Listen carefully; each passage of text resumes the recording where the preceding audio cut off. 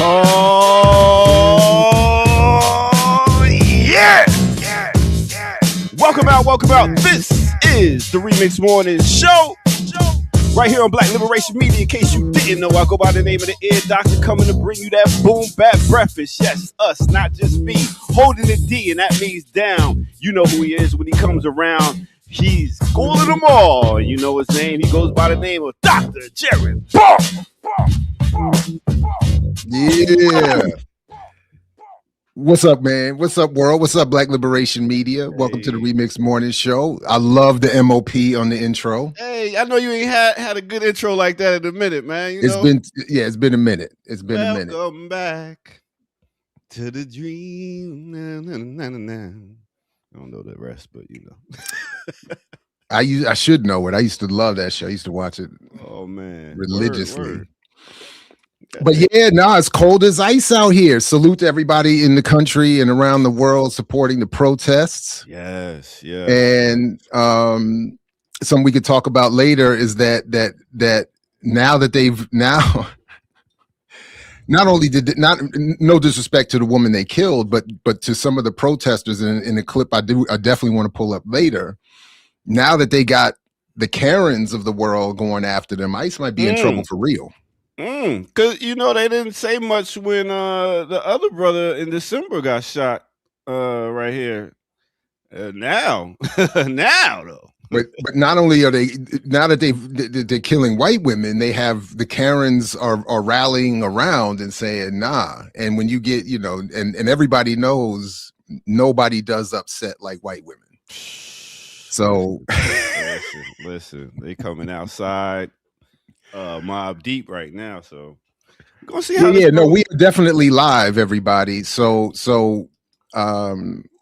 as often as possible, you know, I'm definitely gonna try to be around on Monday mornings. And to check to make sure that we are live, go ahead and just try the super chat so we can see if that's there. Working. You go, and then we can make sure we live. You know what I mean? I don't know. Let's be careful with the use of the word regular here, Jamon. I'll be around as often as possible, but the work schedule is hectic. So as there are in between moments, I will appear as much as possible because I do. This is the best morning show on the planet. Come on, and I know this because I watch and review so many others, and over the years, and even now. And even have one on my TV behind me, and it's they can't keep up with what we're doing here. So is Jamon the slang of the great late brother Michael Jackson? Jamon. That's as good a guess as any. I will leave that to them to explain if they want to drop in the chat anything about the origins of their name. Of Jamon. I still got that 4-4. Let's slow our roll. Thank you very much. And it was recently a 5-4. So yeah. And that's I gotta change my nickname back to the only 4-4 I carry is a course load. Okay. I'm gonna stick with the musical surgeon. I had how was your weekend, man?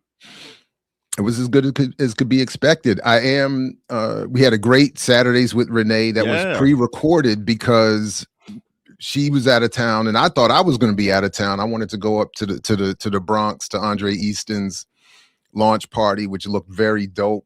PSL candidate running up there, and but I couldn't make that work. And but yeah, had a great weekend. My oldest came back home again. Oh, so, you know, okay. Wash some clothes and stuff, and you right? Full bag of laundry. Yeah. Talk about I ain't had no sleep.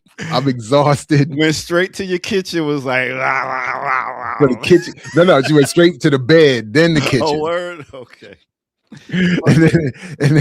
So yeah. But everything's good. How was yours? How was yours? It was good. I got to hang out. Go. Me and my daughter hung out with me this weekend, so it was good. We got to get out in these streets. I ran into a good brother that goes by the name of Minister Server out in these streets. I It's saw this. that. Yeah, it's this monthly thing called Boom Bap. As you can see, we was outside, ran into Server out there, so it was good to see that brother. And we'll be doing our hip hop stories on Thursday, so come through. And took my daughter. We were sitting down there talking about hip hop.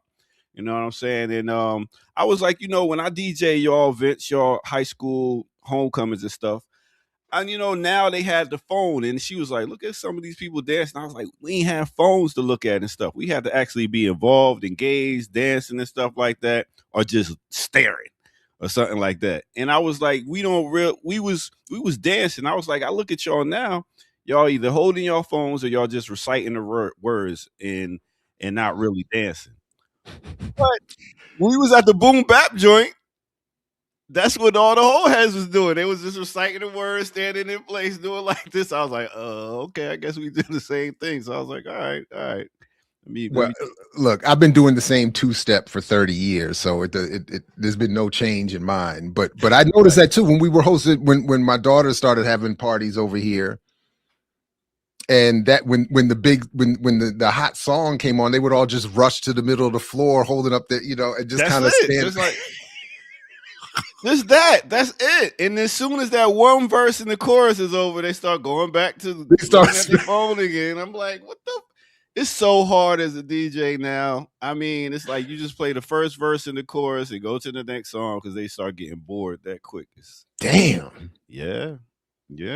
And you think we used to have 3 verses we had to listen to at to least get to the next song. I was just thinking, for instance, like the Black Sheep track. If you gotta you gotta wait for scenario. Pick it up. That scenario. comes. You gotta wait for scenario. You gotta wait for Busta Rhymes to come all the way at the end. You got to, or you got to, or I guess as a DJ, you'd have to skip to it or something. That's what I do. I heard you rust in attack. That's what I bring it in. But even Biggie Smalls at the end of what's the name? Power or whatever. I forget that song with Little Kim and all that. You gotta wait till he come. Oh yeah. Yeah, so with a beat change and everything. Yeah. Man, so now what can we say, man? I mean, it's a young people's world. It is, but it ain't. And then that's the whole thing. I think when we talk about hip hop and stuff like that, we're trying to push out the elders of hip hop. Like they can't come on stage like BB King and still rock a crowd on some sit down. And like Big Daddy Kane just performed it. He said he's not doing this dancing no more. The Scuba Scrap Lover dance, he did it one last time. He said he's not doing it no more. I get that. I hope so. He's 57 years old. I was gonna say. But I mean, look how long James Brown was doing it. Right? Yeah. I mean, and Prince too. And I mean, but and Michael Jackson. And in part that was one of the reasons that led to their abuse of the drugs and and all of the pain and sleep agents and stuff like that. Folks we gotta slow down, man. Yeah. You gotta be able to slow down, man. We can't be asking these elders to be doing splits and dives off pianos and whatnot. But let me ask you this: if you was to go to an MC Hammer show, wouldn't you expect to see MC Hammer dance? I mean, like that's part of his get up, right? I have a hard time with that whole scenario. Like, no disrespect, but why would I be there? No, but you're right. I mean, that would be I don't know what an MC Hammer show would look like if they're not if he's not dancing. He would have to have other people doing it, and then he could like step in a little bit. There it is. Yeah, okay. That's how you'd have to do it like that. Because you know who's doing it like that? Charlie Wilson, and he's still killing it. Charlie Wilson's killing it. Wow. Okay. Yeah, I seen it before with New Edition and Jodeci, and yeah, he killed it. I was like, damn, Charlie Wilson. Charlie. Oh, Dirty Kung Fu becoming a YouTube member. I see. That's what y'all can do out here. Y'all can become members on YouTube, Patreon, all that. Yeah, stop playing. Yeah, please do support and like, share, put the comments, put it in your socials, ring the bell, do all of those things. There was something. What was I just going to say though? There was something you had mentioned. We was talking about. It'll come back. This getting old thing, boy. Oh my God, I can't remember shit. Happy New Year. I'm thankful to you too, Khadijah. Appreciate you. Is that Khadijah from Living Single? Okay, I see you. Oh wow, no, she do got the hairdo like it too. I was like, okay, yeah, Khadijah. but nah, Khadijah's. That Khadijah was Queen Latifah. Yeah, she's a Fed now. The enforcer. But aren't the enforcers like rogue? No, they're like ICE agents. Oh, okay. See, oh my God. And yo, that's another thing. I took my daughter to go see monetized again. Sorry, my bad. Yeah. Okay. Yeah. Equalizer. Sorry about that. Yeah. Sorry, I got my wrong agencies. I took my daughter to go see Zootopia this weekend too, and I was like, damn, another cop movie. Like even these goddamn all these movies is about bigging up cops, from Bad Guys to all these little young movies. It's always some type of cop shit. I'm like, God damn, we always bigging up the cop. Go cop, go cop. I was like, I want to see a good villain movie. Zenzi, you got to pay better attention. I've been hating on LL playing cops for years. You come on now. Everybody calling out LL. Stop it. Yeah. But if you want to defend your homegirl, go ahead. But I will give a big up to Ice-T. Doing another Revlon commercial soon. I give up a big up to Ice-T. He did just come and do instead of cop take her outer, he did ice take her outer. He changed the lyrics to ice. Oh, yeah, did he? Yeah, he did a show and just did ice. He did a remix of the word. Yeah. Okay. I was like, he did it on a big show too. I was like, damn, okay, Ice. But this is something that I want to come back to this morning, and I have a clip to show which raises this question of how, because I appreciate him doing that, but at the same time, let's not forget, like, cops are not the good guys all of a sudden. Like that, this is the conundrum we find ourselves in. It's like, because that was the Philadelphia chick that we was like, that's what I'm gonna play. Yeah, that's what I was gonna play. And I'll be like, how we, my Mistress Curtis, thank you. Morning remix. Thank you. Monday morning. Thank you very much. Sitting in $10. Now that's how you verify that we're live, as your doctor said. Thank you. It does work. We can still keep working on the kink, so keep going, yo. You never know. You never know. Too proud to beg over here. All right. So what you want to do? You want to get into some we got some stuff. Let's get into some stuff. Yeah, we got two doctors in the building, so wait. You laughing like that ain't true. I got my PhD in music. Of course it's true. Of course it's true. Oh man. All right. I guess we take our first break. Damn, I ain't got no music together. That's a goddamn shame. Yeah, Kamal flaked on us too, by the way. Yeah, he did. So let's go ahead and I've been working. Two bald doctors. That's messed up. That's right. That you just mad because you ain't got a nice head, so you gotta have a bald head. Hey, that's what it be. You gotta have a special kind of face to pull it off. You know what I'm saying? Exactly. Not everybody can do this. My face card is known. You know what I'm saying? All these soft lifes with their full heads of hair out here. Y'all can't handle the real world like us. Talk that talk. Word. Let's take our quick break and we're going to get it back here right on the Remix Morning Show. I've been working on some beats, yo. You want to hear one? Check this out. All right. Remix Morning Show. We be right back, y'all. Yeah.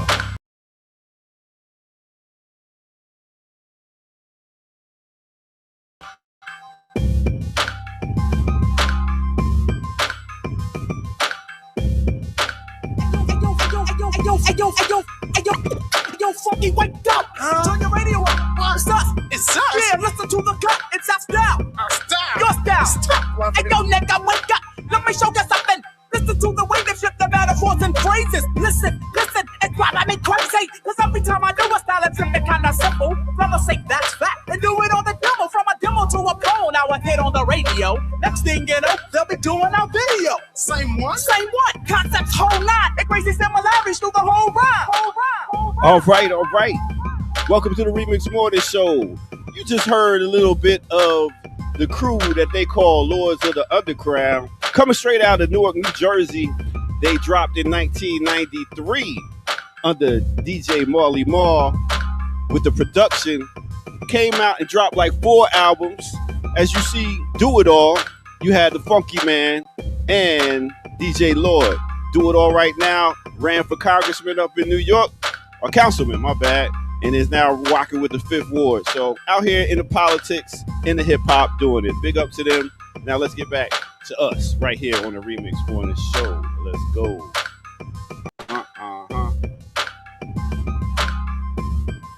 Man, I love the Lords of the Underground, and that track,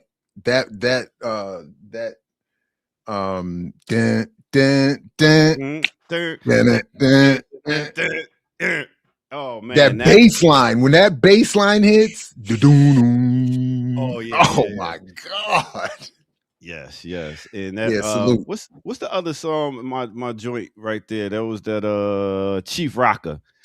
Chief Rocker, the Lord Chief Rocker number one. Chief Rocker, the Lord Chief Rocker number one. Yeah, that shit was hot, man. Salute to them, man. Funky Child, that's what it was called. That joint was crazy. Yes, sir. Big up to all our chatters in the building. We got about 151 people live right now, so hit that like button, subscribe. What we getting into first, Dr. Ball?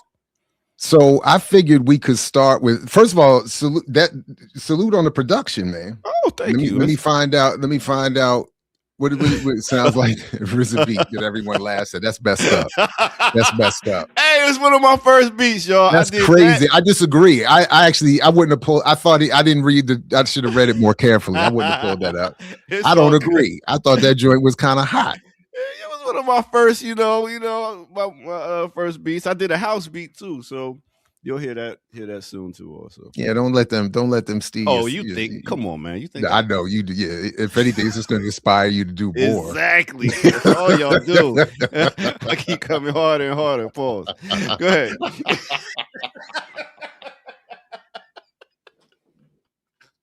It's good to have you back, Dr. Ball. Remix Morning Show. Get your mug too. Stop playing, yo. You cannot drink a proper cup of tea or coffee without your mug. You got. I thought we was leaving that alone, man. We can't. You got. My bad. You can't. We can't go backwards, man. Come on, man. I worked I've been working very hard to leave that in 2025. All right, it's done. It's back there. Oh my God. And then I messed around and watched an episode of Cam and Mace again. And it's like I fell off the wagon, man. I got to go back to Pause Anonymous. Oh yeah. I mean, be like, hi, my name is Jared. And I'm a pauser. But it's a mess, man. It's a mess. And the criticisms were right. I'm gonna, All right. Okay. Woo. All right, something a little serious here. So in no particular order, I'll just pull this here. And Leonard Peltier speaks out while living under house arrest from Covert Action magazine a couple days ago. Just a couple highlights from this where they remind us of that, of course, that Leonard is out and is still committed and working with the community and for the people. They go over some of the reminders of the fugaziness of the case against him, and talk about this documentary, Free Leonard Peltier, which I would like to see. I've not seen that yet. But when asked by Jane Myers, I think that's who did this, right? Oh, Jeremy Kuzamarov, I guess is the person here, the author here. When I asked him about his experience in a boarding school in North Dakota in the mid-1950s, he said that he had been put there after his grandfather, who was raising him, passed away, and that he was rebellious at the school, that they beat him, and that he tried to escape across the Red River in winter and nearly drowned. Shoot. So I just want, I don't know, I was moved by this passage just as a reminder of some of the horrors of these residential schools, So it was residential schools for indigenous people and industrial schooling for the formerly enslaved Africans, all of which were designed to erase any previous concept or consciousness of a past. And for the indigenous residential schools, these boarding schools were, I mean, the way they're described, this is polite to leave it at a beating. The abuse from SA to grape to cutting of hair to beatings to starvation, leaving people outside in the elements, all designed to, as they said, kill the Indian and save the man. Hey, Jared, do you ever see that show 1823? No. Yeah, 1823 is exactly what you're talking about right there. They had the Indian girls and stuff in this boarding school, and they would cut their hair, be like, forget your religion, all that stuff, and try to really get them into Christianity and stuff. It was that was just it. What you're talking about. Yeah. And again, they just remind of the compradors, the Dick Wilsons, and the history of indigenous people, you know, and all groups, all oppressed groups end up have elements that betray the people and work with the enemy. And in response to that, he said, Free Leonard Peltier, that is the documentary, showed that Dick Wilson, who was that comprador, who was the abusive administrator for the state of against his own people, showed that Wilson's reign of terror against AIM, the American Indian Movement, followed from Wilson having secretly signed an agreement with the Nixon administration in which he agreed to give up 1/8 of the Lakota Sioux land. At the time, the U.S. government coveted the land because it possessed uranium deposits that could be used to build atomic bombs like the ones dropped on Hiroshima and Nagasaki. And I know Ward Churchill and others have done work on this, showing that the land, that not just that the land was stolen and what it meant to the indigenous people, but to the political economy of this country. It's trillions of dollars. Peltier said in his remarks over Zoom that he had no regrets about having stood up with others in AIM to defend the Pine Ridge Reservation in the 70s. He said that he was one of many Native Americans who suffered injustice at the hands of the white man, but that he and others will never give up, and that he is happy to see younger generations now standing up for Indian people. These generations, he said, are better educated than the ones that came before him and can fight back through the legal system by writing books and making films like Free Leonard Peltier, and to tell the true history and in other proactive ways. This is Joe Stuntz, who the FBI killed, and this is just, they just remind us of the case that while his co-defendants, that is Peltier's co-defendants, were acquitted for killing FBI agents who had invaded Pine Ridge land and killed one of their own, two of Peltier's co-defendants were acquitted for engaging in self-defense. So then Peltier was just convicted of being an aider and abetter because the government knew he didn't shoot anybody. So then, as he's asking here, how can someone who's only an aider and an abetter to two people who were acquitted of on the basis of self-defense, how could that person then be sent to prison for ultimately the rest of his life? So this whole case was a complete fraudulent case designed to attack indigenous populations and those engaged in, you know, some form of militant struggle in defense of their liberty and freedom, sovereignty, et cetera, and so forth. So sounds like RICO. I mean, it's beyond RICO, because at least in a RICO case, there is the pretense of a crime actually having been committed. In this case, they're saying there was no crime. The two other people were acquitted on self-defense.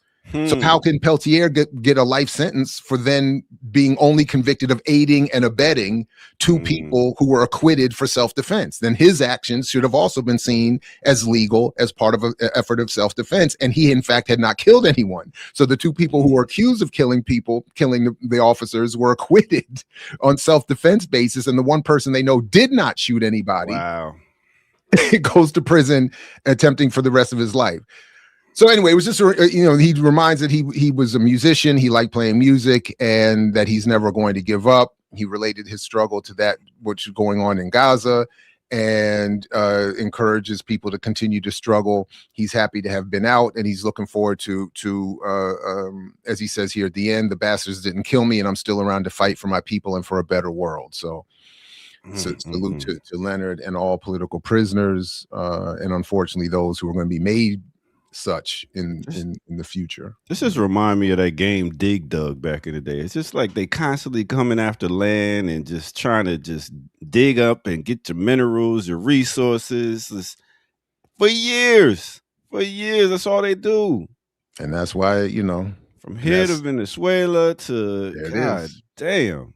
Yeah. Boy, you have some minerals. Y'all better not tell them. Like I said, it's like the whole vibranium thing, man. As soon as they was like, let's keep it on the low. Don't tell everybody out there. No, let's tell everybody. No, keep that shit to yourself. And definitely rest in peace to Imam and Jamil Al-Amin. Yeah. Speaking of heroes, I've been watching this. I know y'all don't like my world football news, but trust me, I'm not going to go too much into the world football. Let's go. There is the AFCON tournament going on now, but this is what I think. That was hard, right there. This is the best story for me. My man here has been killing it with this. Yes. And I didn't realize it until I read this story, but he does this for the entire game. Yes. So that's 90 plus minutes standing statuesque as a tribute to Patrice Lumumba. Congolese supporter Michelle Nkunka Mboladinga has become a social media star by posing like a statue of the country's assassinated independence hero Patrice Lumumba during matches at the 2025 Africa Cup of Nations. So, and he says he stands there to give strength and energy to the players. And then he says that Lumumba was one who gave us the freedom to express ourselves. He sacrificed his life for us, to give us freedom. So he is a hero to us. Lumumba is a spirit to us, a role model for us. So they hold on to him as a positive symbol. And my man has been, out of Lumumba and Nkrumah, who you look at as one of the top political, revolutionary type people? I think that I don't. Who did it better? Or it's almost impossible to say in part because, of course, Lumumba was assassinated before he had any real chance to do anything. And Nkrumah had a little bit more time, but there are more criticisms of Nkrumah over the years, given that he had time and he was in power, actually assumed power, was in power longer, this, that, and the third. But I always have a hard time assessing those criticisms given what they were, the context in which they were working. I mean, it's not like you get, that's like the left and the right lung. You can't choose. Yeah, exactly. Yeah, Chitty Macha's on it. But it's also that what is the context? Like, is it fair to say that how can we expect people to make every right move while every major power is working actively and fervently to destroy you? Yeah. So and then there's limitations on what they were able to do anyway. So and I wasn't looking at it as a competition. It's more like who can we look at and be like, okay, they did this the right way. Let's use it and look at it for the future. Both of another person. Yeah, both of them were doing it the right way, and that's why they were both attacked similarly. Sekou Touré and others among them. So yeah, but it's good to see that I whatever my criticisms are of those kinds of whatever. I just like that's going on, and there's somebody out there saying, because I thought it was just 15 minutes, but 90 minutes is standing. 90 minutes. They said he's out there the whole game, and he stands as a statue the whole game. Man. So I'm like. He's the man after the game, boy. Everybody want to buy that guy drinks and stuff like that. Like and salute to salute to the whole Africa Cup of Nations. And I got called out rightfully yesterday because I was watching Real Madrid Barcelona. And somebody was like, "What about the Africa Cup of Nations?" I was like, I admit it, I'm watching this right now. So I was, But I was watching American football. And don't forget Baudouin. And and don't forget that we talked about her in a series of interviews about that the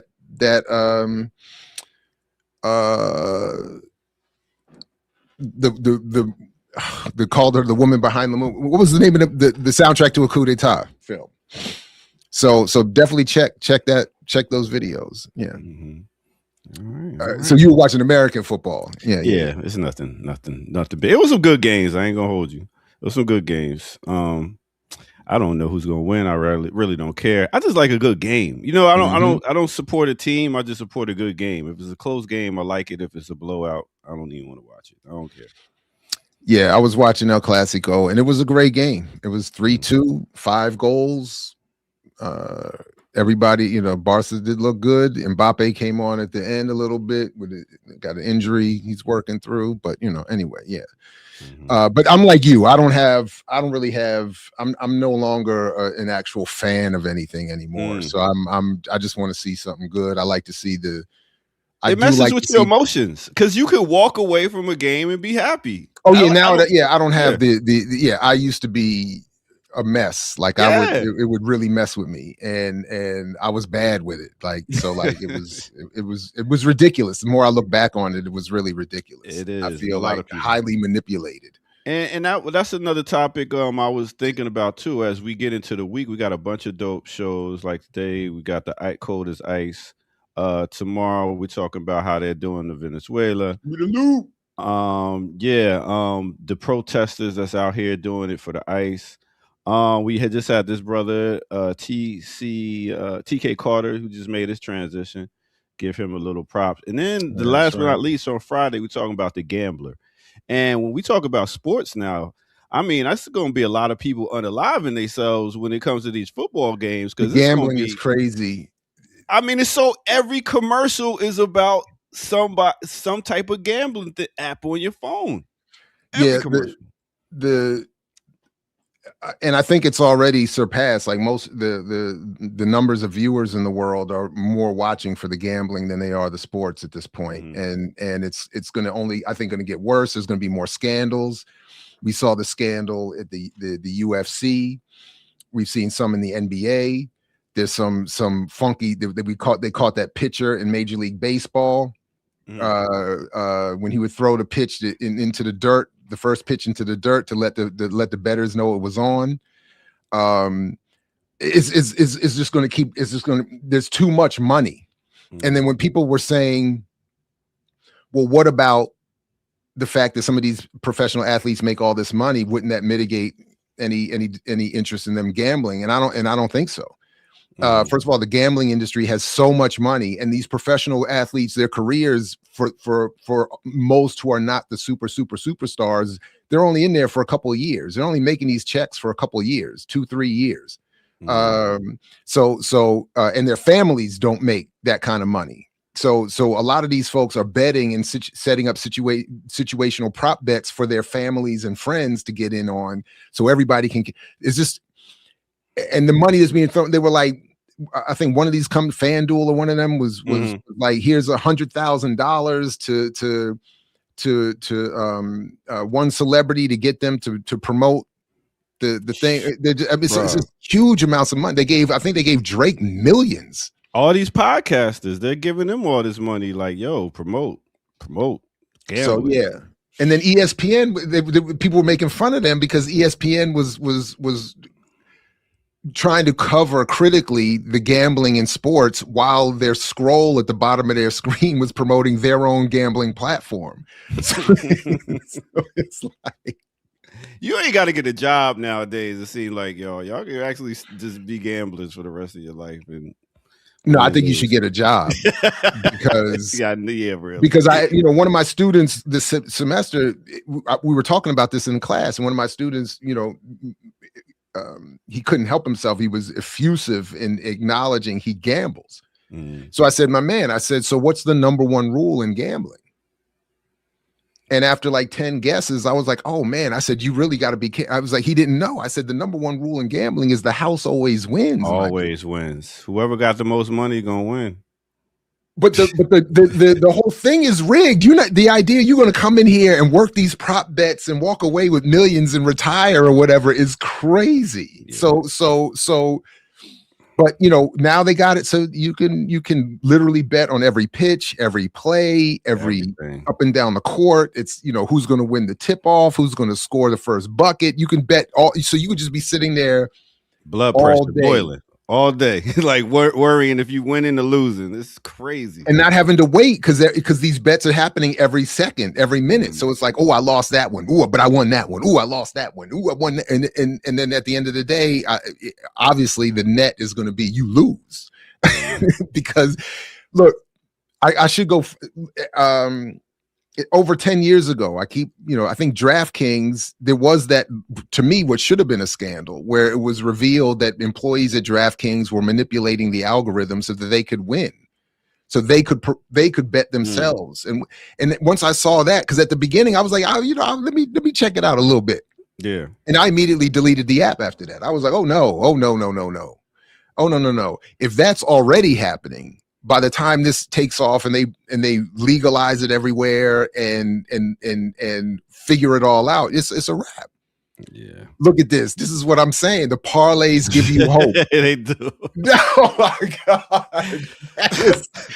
Do you understand that the parlay was created just to do that to you? And keep you around, like, at least if I lose, I can still get that parlay money. There's no hope. That's the point, though. You got to let it go. Delete the apps, people. Delete the apps. Y'all got to stop. Hey, real quick, since I got so many fans about my thumbnails. Oh, wrong one. Oh, wow. Since I got so many fans on my thumbnails, if y'all want to help out, listen, I do them Sunday nights now that we on Monday. And you could go ahead and help me out as ideas for the thumbnail, since y'all got so many great ideas, Wow. I just do what I could do, So, do what you can do. I do it like the Bible. I just put it out there and let y'all interpret it. Okay. Get your exegesis ready on his thumbnails. I already got him. Let's go. I said exegesis, not Jesus, but my bad. That's all right. That's funny though. We'll just let that marinate. Yeah. It's still early. I love it. Look, wait. Let me skip around here. Since you mentioned Venezuela, I did have something I wanted to bring up about Venezuela real quick, and it will be underwhelming for most of our august audience. But let me do. All right, so let me I just got to do this. So let's go. The other day. Actually, I'm gonna do. I got two for these dudes. Hold on, where's the other one? So the other day, I'm still on the Earn Your Leisure email list. Yeah, I still get their emails.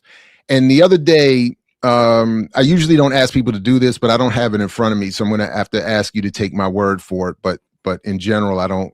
I just copied and pasted what he wrote.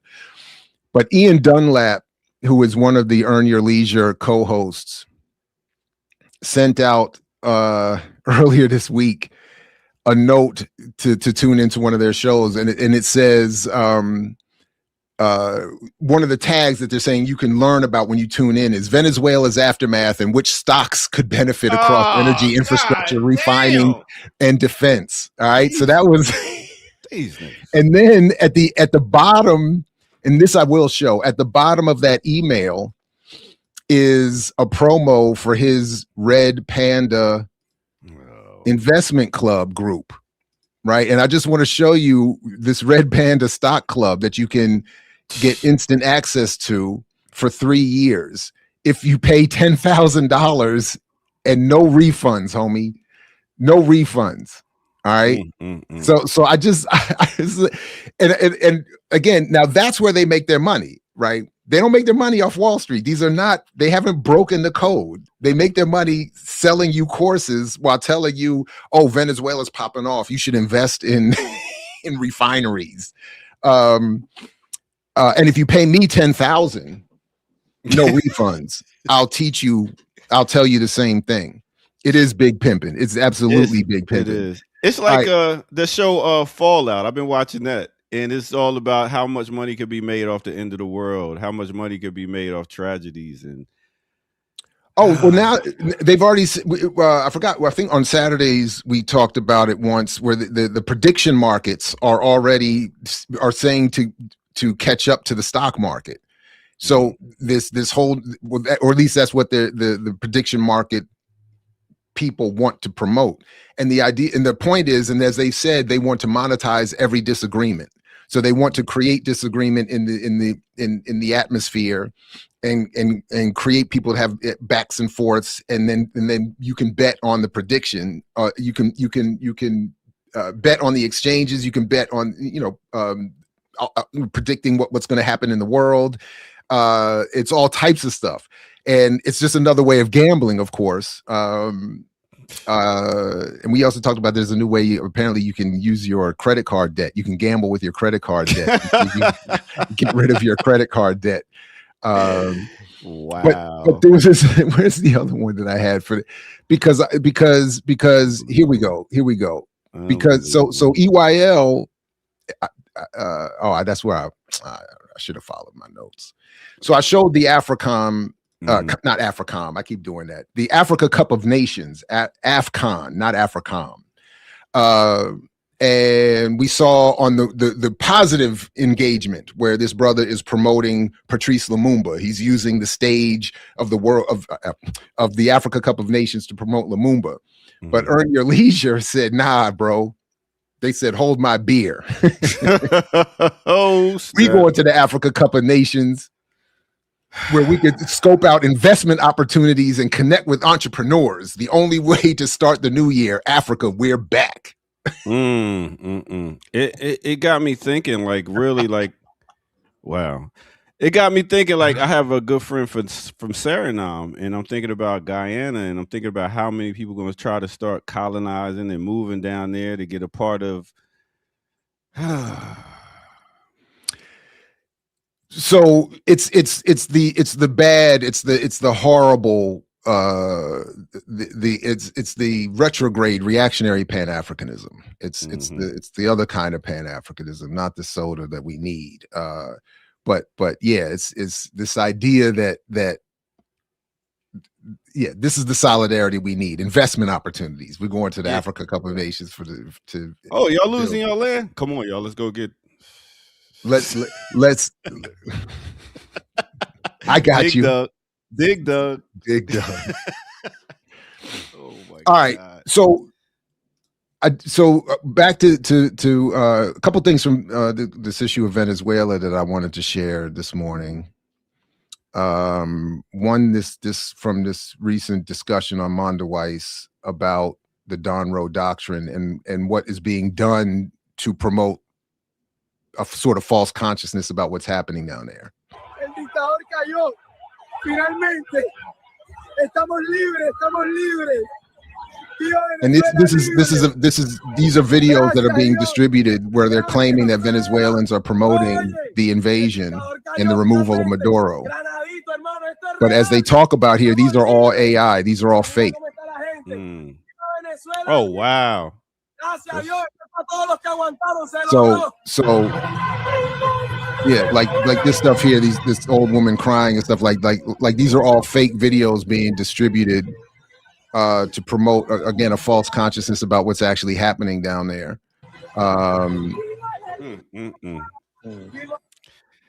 That is why there's the importance of this channel and channels like this where we are able to give you the real deal news. I mean, because the fact is, with all this AI stuff, it's going to be so much shit we going to be having to decipher from. Like, is this real? Is that real? We going to keep it real. So we definitely going to keep it real. And to do that, I wanted to follow that up with a quick clip from the new Psychic Militancy podcast from Laura Shihai, where she's talking to Gio Mahar, I always mess up his name, and Alex Avina. But just check this out real quick as the sort of the political or intellectual antidote to the nonsense we were just being shown. Oh, whoop, nope, this is not it. Okay. Wrong one. One. All right. While he's doing that, 260 people watching live. Hit that like button. Subscribe if you're new. So check this. This was a very, first of all, salute to Laura and her new show. And this was a very, really interesting discussion about what's going on down there. And I just want to play this short excerpt real quick. Became kind of like the center of Reaganite foreign policy. He also was, in this, I think his life story and career kind of encapsulates the contradictions of the U.S. using narco-terrorism as a justifying imperial framework. He was actually ambassador to Colombia in the early 80s, and he was also talking about Louis Trms, and I'll come back to that in a second. Sorry about that. When he was actually helping the Southern Front Contras wage their horrific covert war against the Sandinistas, right? But he's also the guy who came up with the term narco-terrorism to deploy against enemies of U.S. empire in the Americas. So the Sandinistas in the 80s were the ones who were actually trafficking cocaine as part of a international shadowy network that began in the Kremlin, but that mobilized the Sandinistas, the Cubans, the PLO got thrown in there as well. Gaddafi gets thrown in there as well. So in that chart, that framework of narco-terrorism becomes really useful in the unipolar moment in the 1990s, right? There is no more communism, right? So what's a justifying framework what's a framework that can be used domestically to galvanize political support for continued U.S. domination of Latin America? What's the narco-terrorism, right? And that kind of culminates in Plan Colombia in the late 90s, who Joe Biden famously took credit as being like the principal architect, right? The idea that they were going to help Colombia wage a war on drugs with billions of dollars in funding and military support. Actuality is a war against the left in Colombia.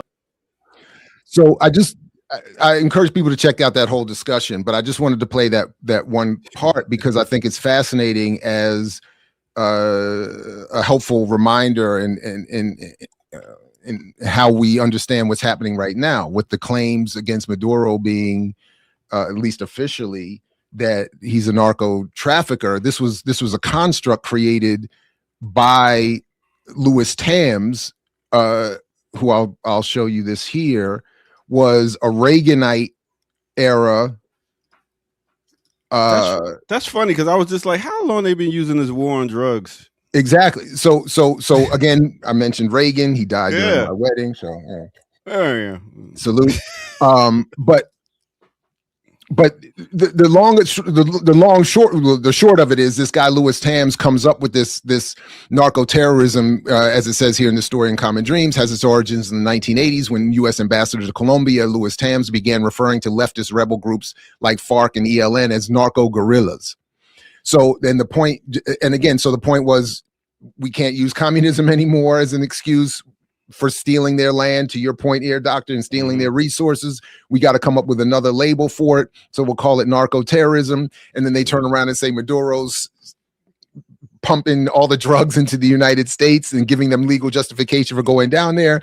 Meanwhile, they're saying, and I still think this is kind of funny, they're saying, we're going to take the oil and do this with the oil, which undermines their federal case against Maduro as a drug trafficker. Because if you're saying you're doing this about drugs, everything you're doing down there, and you're saying this is not regime change, this is not an illegal invasion, and it's, and then all you're doing is saying you're taking the oil, well, then it does look like regime change, and it's not about narco terrorism. Nah, that was our way to get down there, and y'all believe us.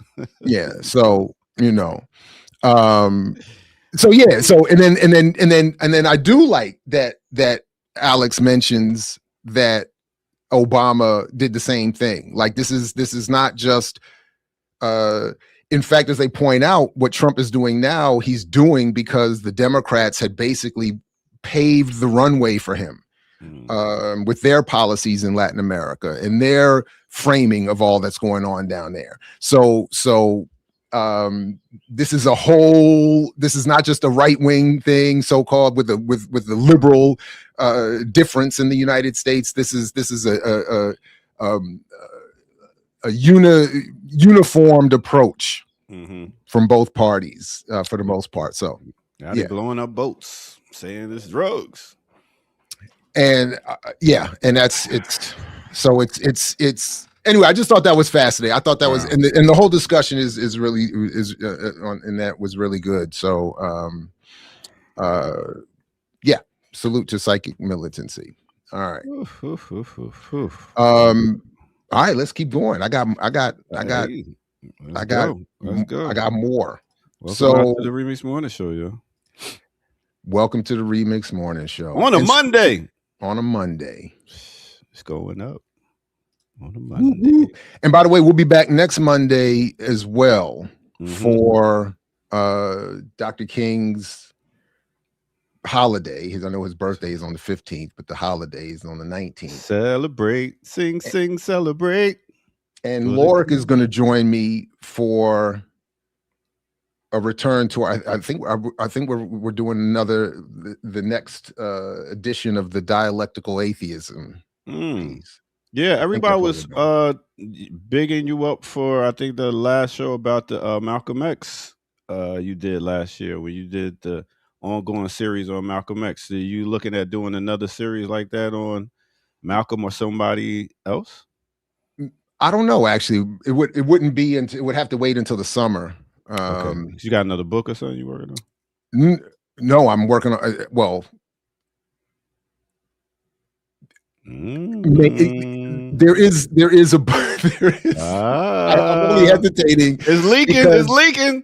No. There's nothing. No, it's not. No, the opposite. There's nothing to leak. There's no book contract. There's no nothing. There is an outline that I've been working on, but it's in such a slow motion. I don't even know. I don't know. I'm not. So no, why I'm saying it's going to have to wait until summer is because of the 4 courses.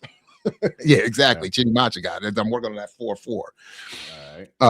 And it might be another 5-4, or it might be a 5-5 this year. What about a 6-7? Oh, we leaving that alone too. We had a household kitchen table discussion about that. Like, we gotta let that go. I still got a 16-year-old. I gotta hear it. Yeah, that's what. Well, yeah. But I'm trying to. My bad. No, you're regressing me. It's gonna be. I'm gonna have to go for a whole like. Come back.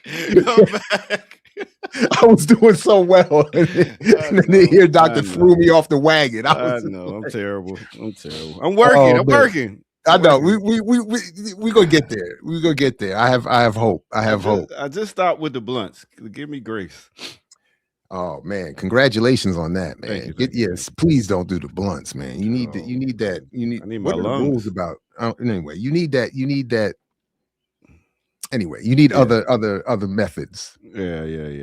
You know, get some water pipes involved. Get some water involved. You want to do a quick break while you put up the next story? You got it. I got it, but it's up to you. You the producer. If you feel like we need a break, take it. Otherwise, let's do one more story and then we do a quick break. All right, cool. So, speaking of kind of similar to what we were just looking at in terms of the fake AI created to promote some false consciousness about, Venezuelans being happy about Maduro's capture, his kidnapping, his illegal, kidnapping.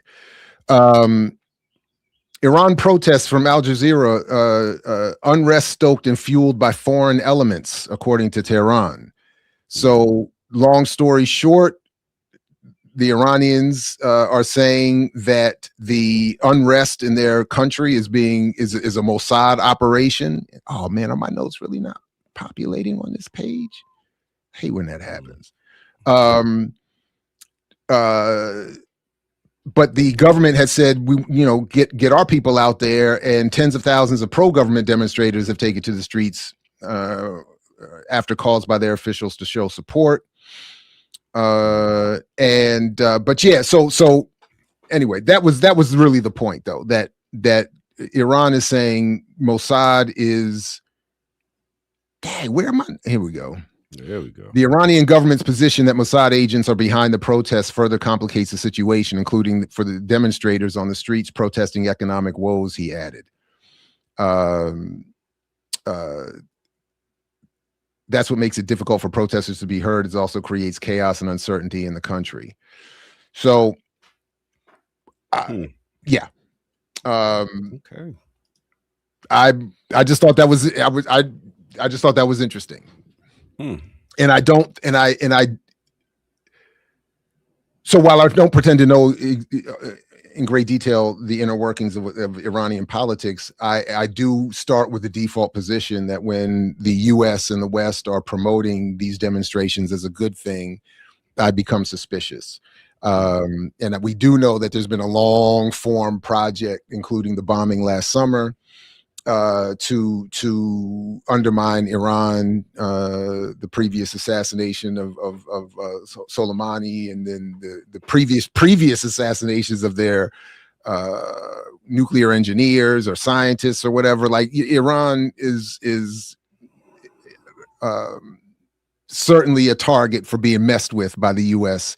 and its allies. So I admit my bias on that one, and I'm partial to the claim that Mossad is having something to do with inspiring people into the streets. We already saw, like, you know, do you know I even saw a clip of that sort of hillbilly comic Shane Gillis. Even he acknowledged that when I saw a clip of him in an interview acknowledging, like, well, maybe we should be careful about what the news is saying, because even when they pulled down the statue in Iraq of Saddam Hussein, wasn't that some sort of psychological warfare? He's like some sort of, he even acknowledged, and it was a Rand Corporation operation.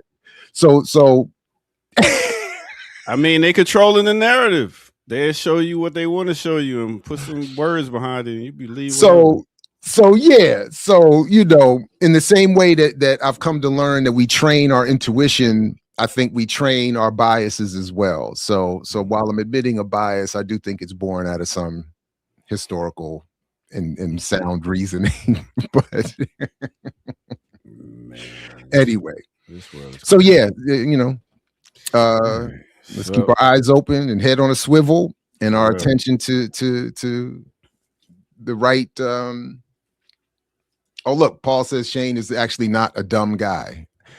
I have to take Paul's word for it. I really don't know. I only see these people in videos criticizing Joe Rogan's universe. So I don't actually know anything about their comedy or their politics. But I saw that clip and thought, wow, even he caught that. That's neat. All right. So, well, while you pull up the next story, we're going to take a quick break and let y'all know what's coming up on Black Liberation Media right here on the Remix Morning Show. Let's get it.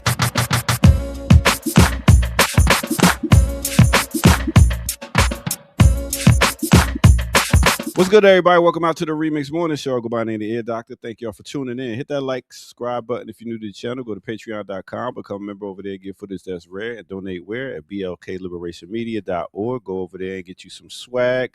Go and show your support. That keeps us around. We are now remonetized. You can also drop some love in the chat room for a super chat.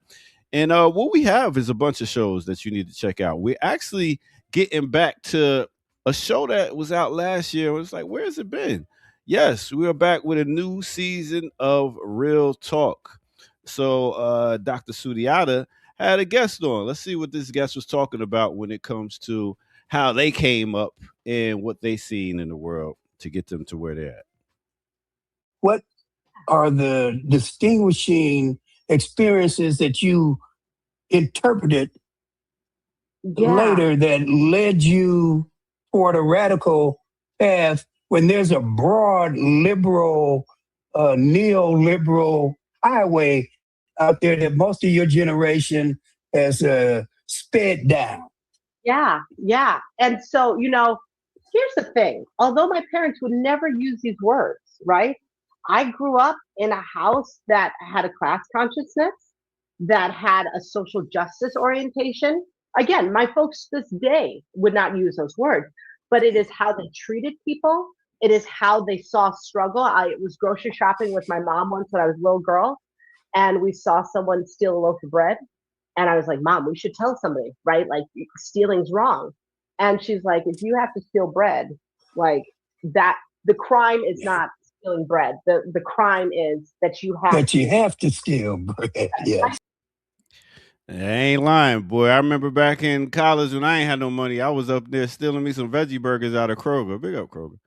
Anyway, You gotta do what you gotta do. Go check out that new episode of Real Talk. Very dope. We got a bunch of shows, so make sure y'all catch up over the weekend. All right, let's get back to it right here on the Remix Morning Show. Let's go. Let's go.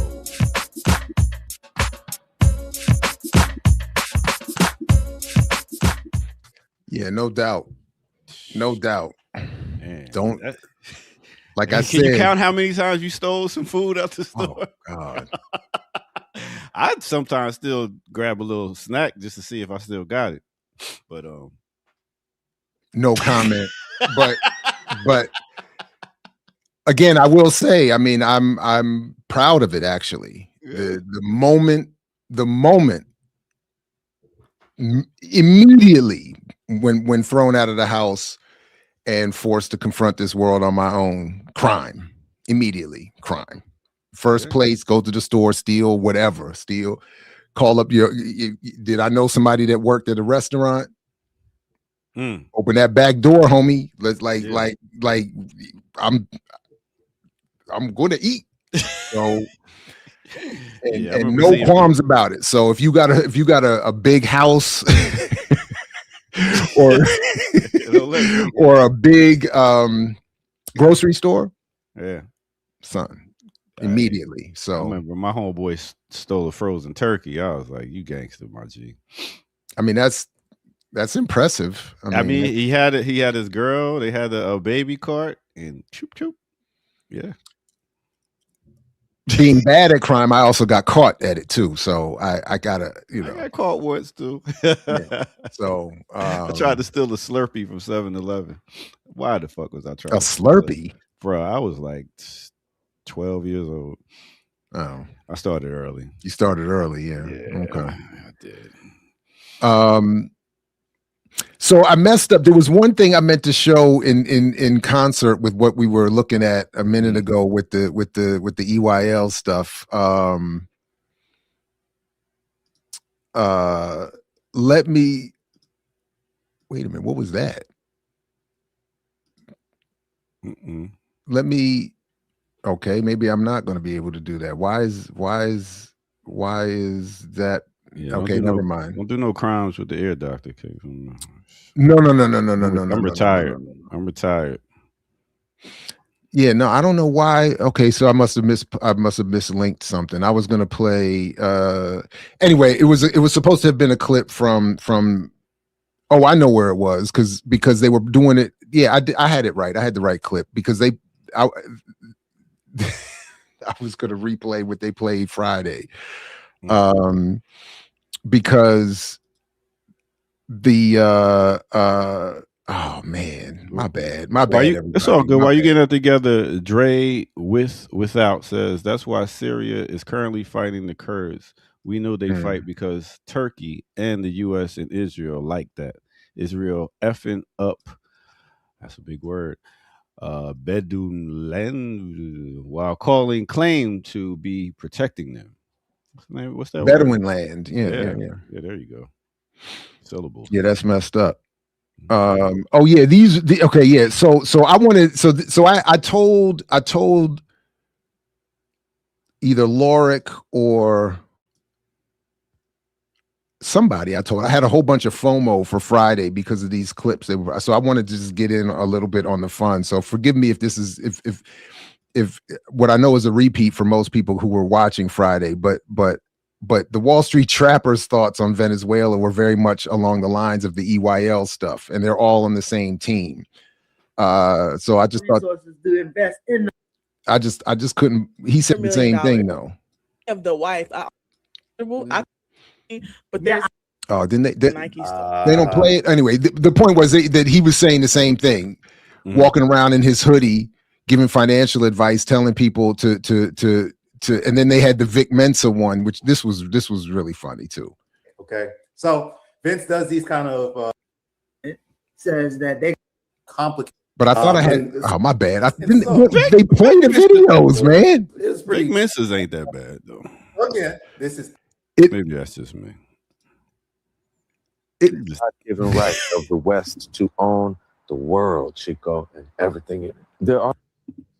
So, good. All right, never mind, man. My bad, man. My bad. Let me just let it. Let me just. I Online thought I had it editing. all set up, man. It's all good. It's all live good. editing right here. That's what we do right here. The remix with this. I have my notes and stuff set. I thought I just sometimes think I have it better than I do, you know. But the point was, I just wanted to get in on the fun, really, and how they because I don't think that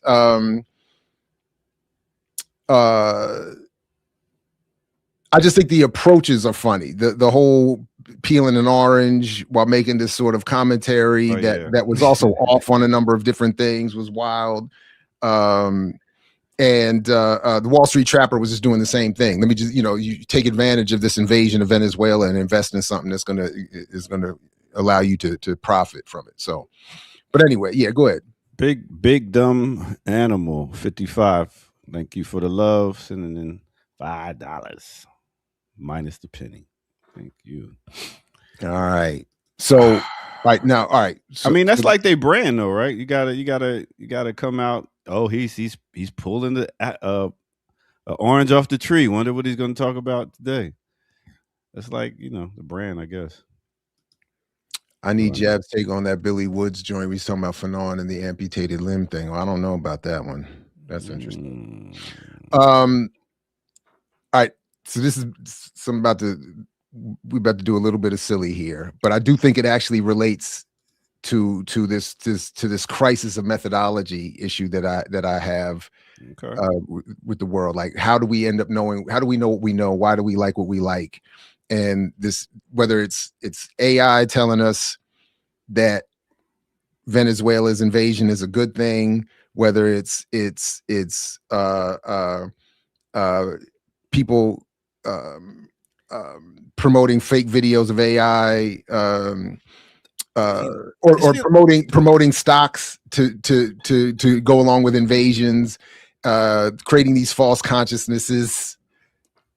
We also have Netflix manipulating the world's consciousness through auto-tune and fake videos.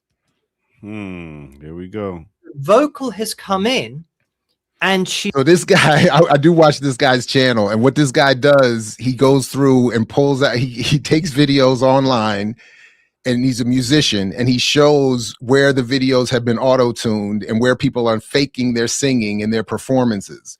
So he's assessing something from the Snoop Super Bowl K-pop performance, right?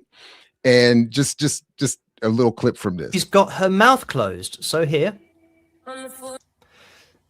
So this clearly isn't a live vocal, but considering that actually they use auto-tune live and it is auto-tuned, you could say, well, we can't really tell whether it's live or not anymore, because if it's pre-recorded, they're going to use auto-tune. If they're singing live, they're going to use auto-tune. So it's going to look really similar on pitch monitoring software.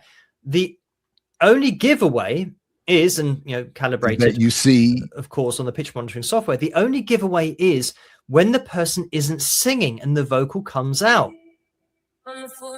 Oh yeah, you see that, and then she remembers that she's supposed to be singing. So then the long story short is, he shows in another right there after that, he shows how when that performance appears on Netflix, they cut away from that so you don't see that she's not singing. So the version of that shows up on Netflix is fake and doesn't allow for you to see what he just exposed.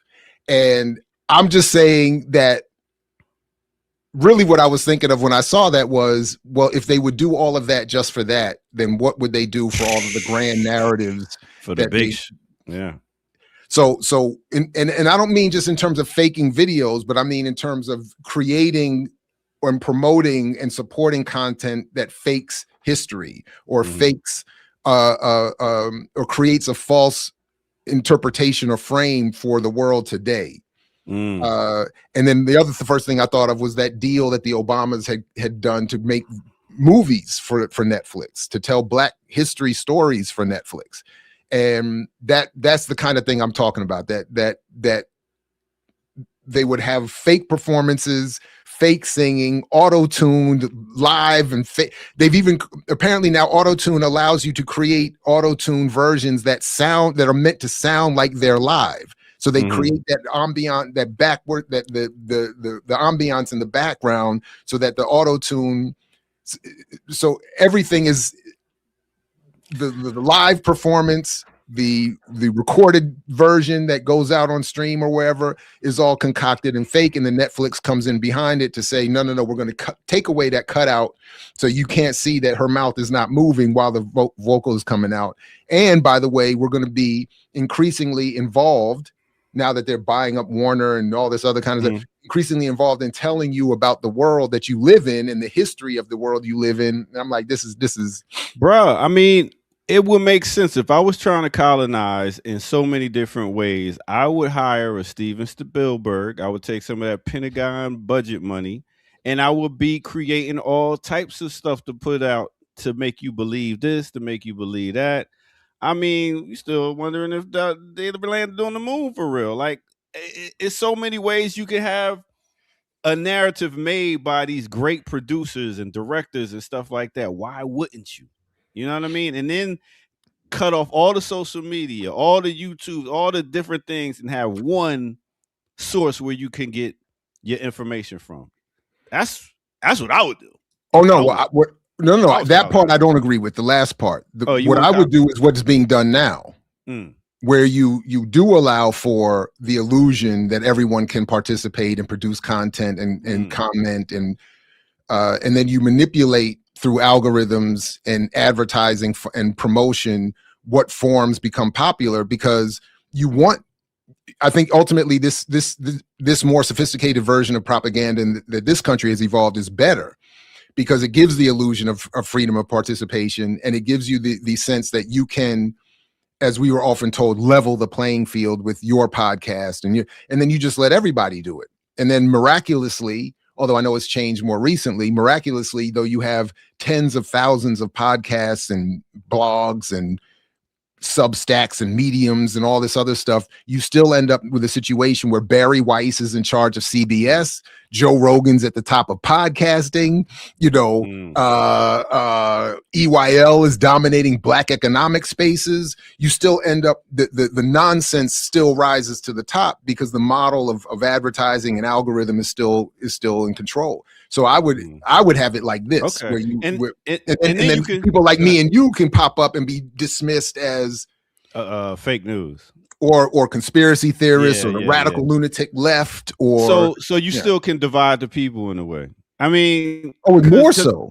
Yeah, because I was just thinking, like, even when, I always tie shit back to music, like when we only listened to like Video Music Box and we only had MTV, we can only go to that source and see stuff. Now, when I DJ, it's people listening to YouTube, Spotify, all these different things. And when I try to bring them in one spot to dance, it's like, oh shit, what do I play? Because y'all listen to so many different things instead of just listening to like one radio station like we did back in the day. So now, and to make my point more about the madness of our media environment and the creation of false consciousness, I want to show this right here, because this to me, and I used to say it, it started as a joke, but I've said it so much now, I'm starting to think I believe it, that this to me is at the top of the evidence that, for me, at the top of my evidence for why we are having our consciousness constructed on a false premise. This is the stuff right here. Justice League. These guys sit around with a think tank to come up with reasons why Jordan either achieved or why LeBron is the GOAT. Mm-hmm. You look at this video, you see this clip. Rich Paul brought out a whiteboard. Rich Paul, and we're in a world now where Rich Paul is doing a podcast with Max Kellerman, who at one point was a respected sports journalist who has completely undermined his career and his legitimacy with this pairing. But just a couple more seconds here. He brought out a whiteboard so he can explain. This is actually one of my favorite channels. Were so successful. And one of the reasons that he said that the shoes were so successful was because of the crack pandemic. This man is sick, man. Just listen to this. Because of the crack pandemic. This is one that it's a little because he's trying to justify his argument for why LeBron is better than Mike.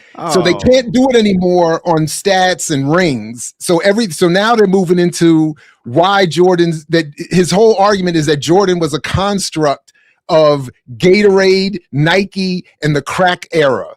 All right. So, what timing crack epidemic? What does that mean? Yes, because the timing, not just the crack epidemic, but also hip hop. When you think about the first influencers were guys like the Fresh Prince of Bel-Air. What shoes did he wear? This is getting back to what you said, and you used me as an example because I was sitting in front of you. You said it's not that Michael Jordan did this, it's that the influencer who had the BMW or whatever you said, like Max with the fly girl and the BMW. So you're saying what that I was saying was the hustler was the influencer in the neighborhood. In the neighborhood, especially in the black community. In the neighborhood, the crack epidemic wound up concentrating wealth in a few people who could floss in front of the neighborhood. Because these people had basically not even careers or high-paying jobs. They just had hustles. Mm-hmm. So now when you bring forth the crack epidemic, it created a revenue stream amongst a group of consumers that, number one, would have never had that dollar to spend, and they damn sure wouldn't have had it to spend excessively. So and you're saying because crack was more accessible, cheaper, et cetera, it had a different effect than, say, heroin, which because it's not like the drug trade wasn't always there. But that was a different time. In the 70s. I'm done. So he says Jordan wasn't really driving the popularity. It was these influencers. Now, why were these influencers wearing Jordans? Because he was the best. But Rich Paul is trying to turn this around into saying it was Gatorade that promoted him. It was Nike that promoted him. It was the crack epidemic and the hustlers that promoted him, not him that promoted them. Right? It was, in other words, Nike wouldn't exist without Jordan. Nike was not the dominant shoe at the time. Converse was the dominant shoe at the time. So Jordan's play, his popularity, his dominance made Nike and Air Jordan the institution that it still is to this day. If the idea that the crack epidemic had created within the black community so many people with so much money to buy all the Jordans to drive up Michael Jordan's popularity is bananas. It is on so many levels bizarre, but he had to put on a suit and bring out the whiteboard and go through all this concocted nonsense, all to try to say that LeBron is better than Jordan, and LeBron somehow has overcome a promotional environment that Jordan had benefited. So, and I promise you that I do take it as seriously as I take it too seriously. But I do believe that this is associated. This level of analysis is associated with some of the others we've been showing here today. That there is a relationship between the popularity of ridiculous punditry in black economics, politics, et cetera, and so forth, that bleeds over to allow for people like Rich Paul to be able to have some belief that they can make this absurd argument instead of just accept it. All that people are saying is there's only one player better than your boy. I'd say there's like 10 or 11, but most people say there's only one. And I don't see so why? But all right. So all right. That was it. I don't need to keep going and going and going. Why must we create content just for money? So I swear. I mean, but again, it goes back to that previous point. The reason so many people are doing this, to an extent, us included, is because an environment has been created, I think, brilliantly on their part to make it available for everyone to feel like they can go out here and have something to say and make a few dollars and promote their ideas and this, that, and the third. But what's really happening at the end of the day is the the advertisers, the algorithm creators, the investors, the owners of these platforms, they're the ones walking away with the lion's share of the wealth created, and they're able to dominate and popularize the narratives they still want to make popular. And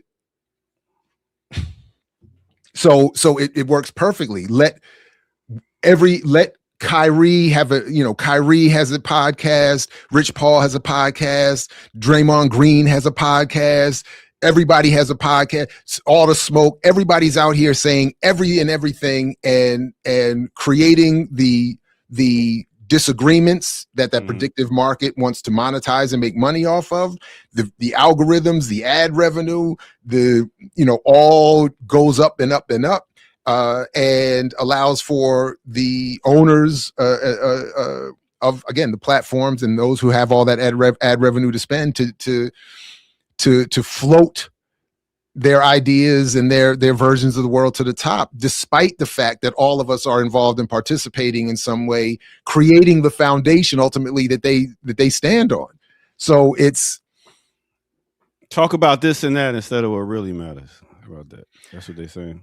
Or talk about what matters, because in the end, to them, in many ways, it doesn't matter, because our ability to talk about even more serious issues doesn't impact it doesn't stop anything. It doesn't change anything. The wealth is, Trump is still invading Venezuela. Yeah. The wealth is still accumulating ever more so to the top. So many things continue to worsen. ICE is shooting white women now in the head. So it's but the illusion that we all, I was just about to say, the illusion of democracy and all that stuff is still like big. Like, I mean, it's powerful. Be a part of it, and we still can have a say in it, and we still are able to make a difference. So all right. So I did want to. There's speaking of ICE and all of that. I did want to and the difference that we are still making here at Black Liberation Media. Yeah. Don't let Jared's because we are still making the difference. We're still making the difference. But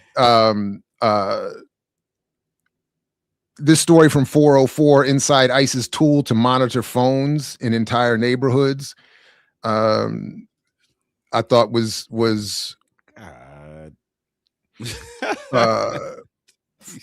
a social media and phone surveillance system ICE bought access to is designed to monitor a city, neighborhood, or block for mobile phones, track the movements of those devices and their owners over time, and follow them from their places of work to home or other locations, according to material that describes how the system works obtained by 404 Media. So we've talked over the years about similar tech, but it makes me think of the whole Cricket Wireless and different people like that be out on the corners giving away free phones and stuff to just giving away phones to people. It's like, okay, let's give it to them and then we can track what they're talking about. Or do they just go and put some money down and be like, here, Verizon, let us get your data and let us hear what people are saying. I'm sure there's some of that in what they're doing there. But what this story is showing is that ultimately that doesn't matter, is not necessary, because it doesn't matter what phone company you buy from or what phone you buy. It's that all of our data is being collected, and all of the companies have relationships with the federal government and these companies like Penlink that can use all of this collected data that we sign away through our terms of agreement or whatever, or that we just don't know about.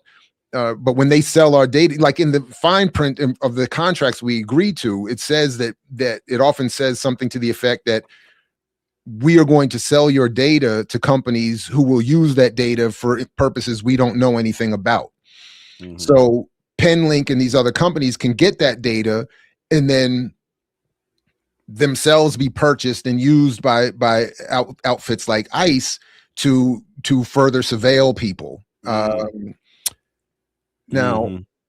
Yeah, because Am I not, I'm not signed in. That's why. All right, let me. All right. Yeah, I was looking at getting a new phone, iPhone, and so many on my algorithms on Facebook and stuff. So many algorithms showing new phones and stuff like that. And then it asks you, like when you say, "All right, I want to see less of this," and then it asks you, "Have you already bought a phone? Is that why you don't want to see it?" It's like, yo, it is really trying to that data mining is serious.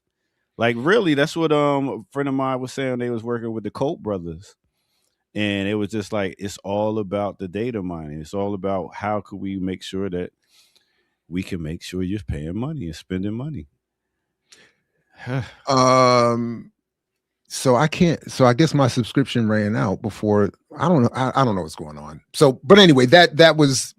I'll have to leave it there for now. I don't know why I can't get to the rest of that story. I'm signed in and everything, but it says.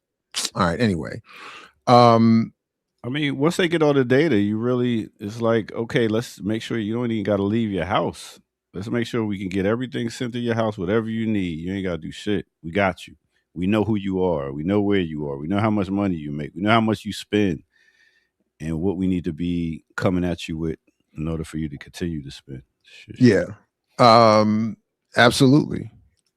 All right, more ICE stuff happening here. I thought this was fun. This is what I was talking about with the Karens. And to her credit, this is a white woman in Minnesota days after Renee Good is killed, and this is a little bit of their exchange, which I'm not mad at. Thank you. Have a good day.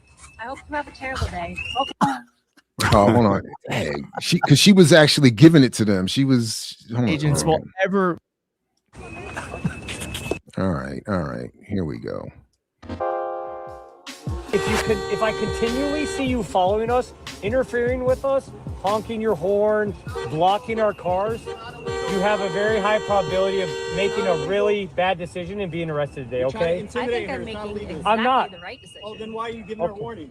I'm giving her a warning to not interfere with what we're doing, to not make a bad decision today and ruin your life. A warning to not make a bad decision and ruin your life. Thank you. Have a good day. I hope you have a terrible day. Okay. And then I seen a brother cussing him out who was a old war vet. He's like, y'all a bunch of bitches out here. I was like, get him. I saw that too. And then this, and again, you know, this black security guard at McDonald's not letting him come in there. Real shit. Hey, Ron, simple man. Real shit. I'm with all the bullshit. He said, I'm with all the bullshit. Yeah. I'm with her.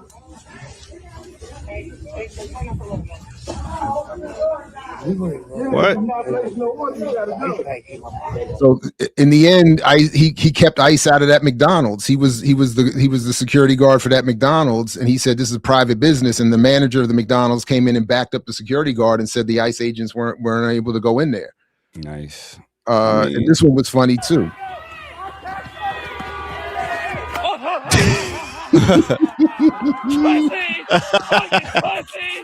Fucking pussy!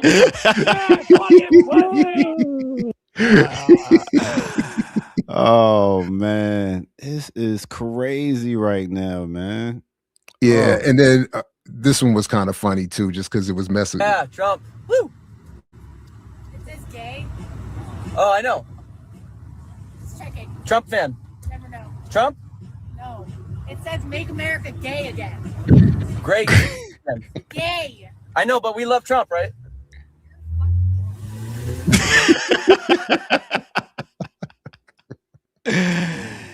Yo. So it goes from that, and like we was talking about earlier, this whole Philadelphia cop that's out here like, yo, man. Yeah, I got that here. Yep. Yeah, talking about, yo, you come here, you gonna get the smoke. Like don't come up in my city. Cause it's like coming up, like if you are a police person, they come up in your city, start running shit, you like, oh, wait a minute. Y'all on some disrespectful shit too. She said, we don't wear masks. That ain't even it. So yeah. Renee Good. This should not have happened, but we're here today. Let know that law This is my guy Crank enforcement Lucas's channel. will DMV Not legend, the go-go fake legend, made-up rapper, ICE probably maker. trumps a new army to attack citizens of the United But- States. Did you hear what I said? No law enforcement professional wears a mask. Really? None. That's not true. None. On a Philly. Those that come into our communities wearing a mask to commit crime. Thank God for our district attorney, Larry Krasner, who said That was the other thing. Now Larry Krasner is a good guy. Like this is actually like this is what I'm saying. Like on the one hand, I'm not mad that she's going at ICE. Yeah. But I am bothered that she's repositioning herself and Larry Krasner as positive, progressive advances. Now, what did he do? Huh? Larry Krasner, what did he do? He's the supposed liberal DA in that's right Stone Child. That's what I'm saying. The real ones know Crank Lucas. Larry Krasner's the supposed, he was one of those that they were saying was one of these liberal district attorneys that was supposed to do all these wonderful things for law and order, this, that, and the third. But when it came to everything going on with policing in the Black community, certainly with Mumia, it's the same nonsense. It's the same. It's in dystopia Krasnet. So that's why it from Trump on down, so much of the narrative of those in disagreement with him and what he's encouraging is still founded on this idea that what existed under Biden and the Democrats or pre-existing this Trump administration was somehow good and acceptable. And I just want to contradict my previous, point about what we're doing out here. I do want to put out there in the atmosphere or add another voice to those in the atmosphere saying, I'm not mad at the hate against ICE, but let's not look at the sheriff of Philadelphia and the Philadelphia police and Larry Krasner as the good guys. Like that's, and when she's saying, so like, and this idea that real cops don't mask themselves and harass, and come on now. What is SWAT? Like, come on. We know better than that. But again, it's easy, and I admit, I feel, I like that energy too. But at the same time, even with the security guard, the brother at the security guard, you're there to protect the private property of a fast food, privately owned, multi-billion-dollar industry, blah, blah, blah, blah, blah. You're not there to actually help the community and do this, that, and the third. So but when they're, so anyway, so that's it. I just wanted to, because it's like Agent Orange put his whole thug squad together and was like, all right, let's go cause some trouble in different places. And I think a lot of people are like, nah, bro, like we see what you're doing right here. Some people over down with it. Like, they're like, yeah, get them out of here. So, but now that they shot one of their own, is that same energy? Listen, but it might not be one of their own. It don't matter. Like, it got to be the ideas. Like, we got to be on the same page. Well, it's also that I mean, I admit, I've been making a little bit of a joke about it and have some more private, thoughts on this as well. But I am interested to see what the response, to the extent there will be a change that in the response when white women are being shot in the head. Mm-hmm. I mean, I think I don't know. Yeah. What is it going to take for the people to be like, you know what? Because as long as we get shot, you got to get the Karens upset. Yeah, as long as we get shot, it ain't shit. But and that's what the Black Revolution has been waiting for: white women to get upset and get involved. Now we're on our way to freedom. Come on, we're almost there. It's the home stretch, everybody. So our revolution depends on the white woman. I mean, I think that's on that's on the last page of Messages of the Grassroots. The part they never quote from Malcolm. They leave that part out. Whenever we talk about Malcolm, I did that whole series on Malcolm and I left that part out. You flip that page And then he says, we need that. Aha! Aha!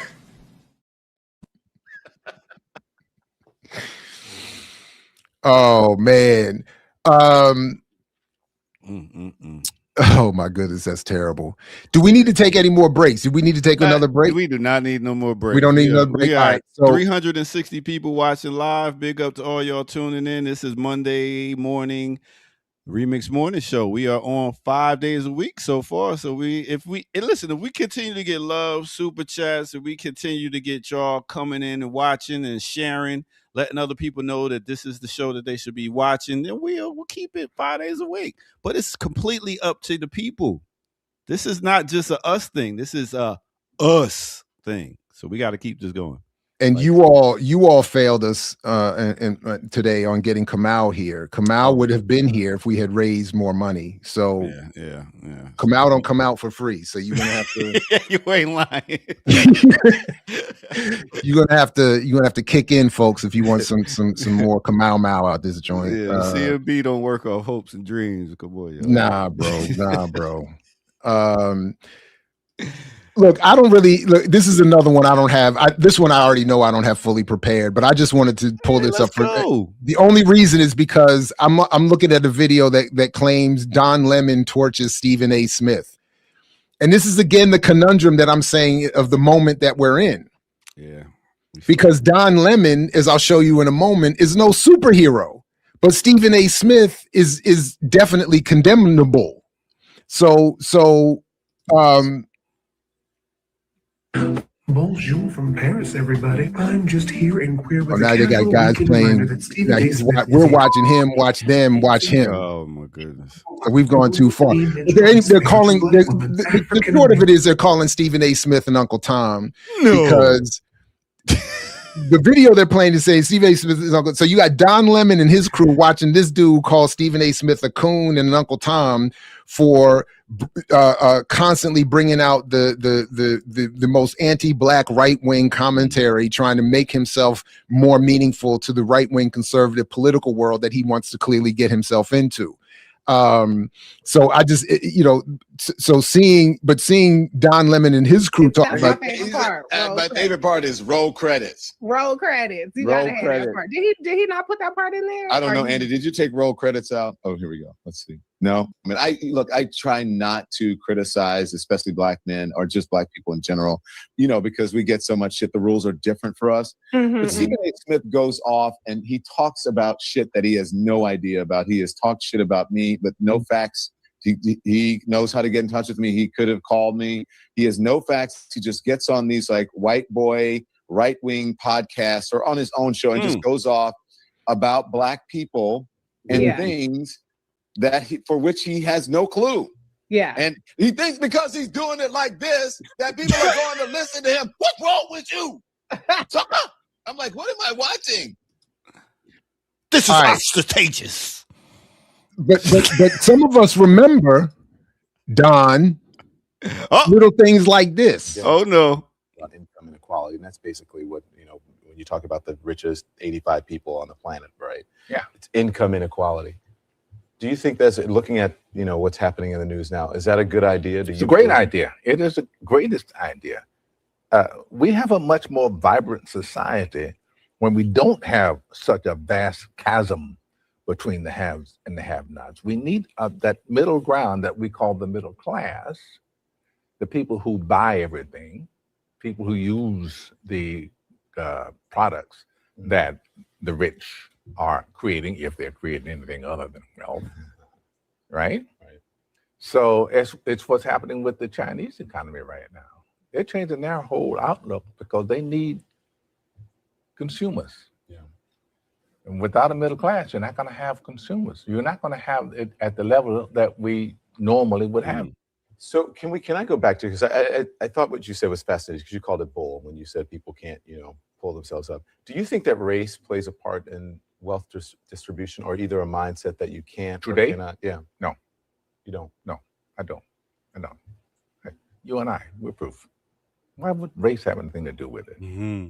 Put your mind to what you want to do and go for that. It's kind of like religion to me. Just for not getting there. Yeah. You know, I said, and it's probably get me in trouble, but I said to some of my colleagues recently, so I know that it's an issue, but it seems like every single day on television, I'm talking about race, and it's because of the news cycle. It's in the news, but sometimes I get so tired of talking about it. I want to just go, this is over. Can we move on? Yeah. So again, they should have never let him drive Miss Daisy. Go ahead.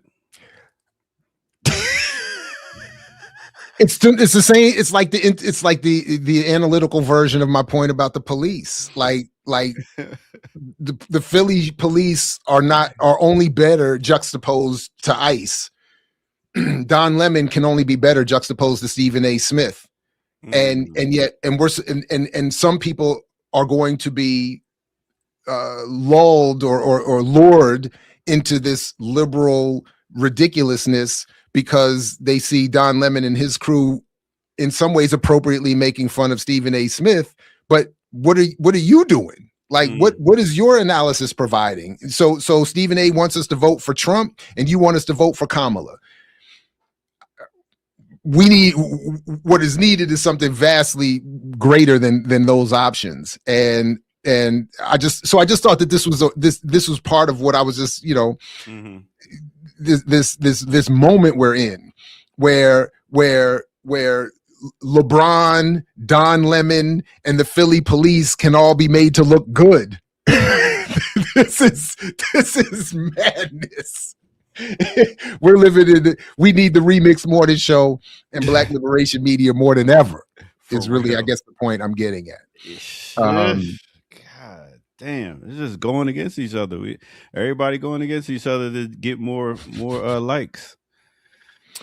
All right. So, okay.